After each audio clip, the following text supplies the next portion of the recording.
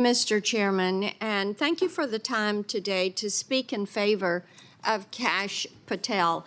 As I've listened to my Democratic colleagues and their comments this morning, you can hear the anger and the displeasure with having Kash Patel before us. But I think it's important to realize why Kash Patel is there and why President Trump chose to nominate Kash Patel. The American people are sick and tired of 2 tiers of access, 2 tiers of treatment, and 2 tiers of justice. And during the Biden years, this was writ large in the actions of the DOJ and the FBI. We have all seen it. And while my colleagues may be upset for today, I think it's important to note that they sat silently while you had parents and people of faith and so many that were being confronted. And this happened over and over and over. So I know they're trying to stall and obstruct, but it is important to note that the American people on November 5th voted to see change. They want transparency and accountability. They want the end of 2 tiers of justice. And they want to restore faith in our American institutions. Now, Pam Bondi, who is our Attorney General, has been mentioned several times this morning. She is going about aggressively restoring confidence and sending that message that the rule of law matters. The rule of law matters. And there is an expectation that people will abide by the rule of law. And Kash Patel will work with her in restoring that confidence, that rule of law, rooting out the 2-tier system of justice that the American people have witnessed.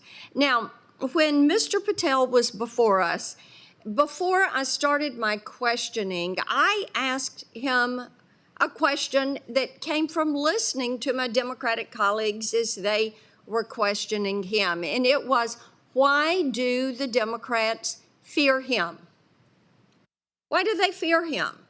And I think the answer is so very apparent. They fear him because, yes, indeed, he is out of the box. They fear him because of what he knows about Russia collusion, what he knows about some of the activity that has taken place. And they fear him because he is going to return the FBI to its core mission, investigating violent crimes and keeping our nation safe. Now, I'm pleased that he's going to focus on violent crime. We know that under President Trump, violent crime was down 17%. This is important to us in Tennessee. In Memphis, we have had quite an issue with violent crime, much of it caused by a lack of attention to prosecuting some of these gang members. There is a Soros-backed DA in Memphis that will not push these cases through. But violent crime under Joe Biden was up 43% in his first year. It is imperative that the FBI go back to investigating these crimes and go back to the Trump policy of investigating and prosecuting these criminals and bringing that transparency back to the justice system. So I'm so pleased that we're moving forward with him today. I'm also pleased, Mr. Chairman, that he is going to work with me to make certain we know who all was involved with Jeffrey Epstein in building out this international sex trafficking ring.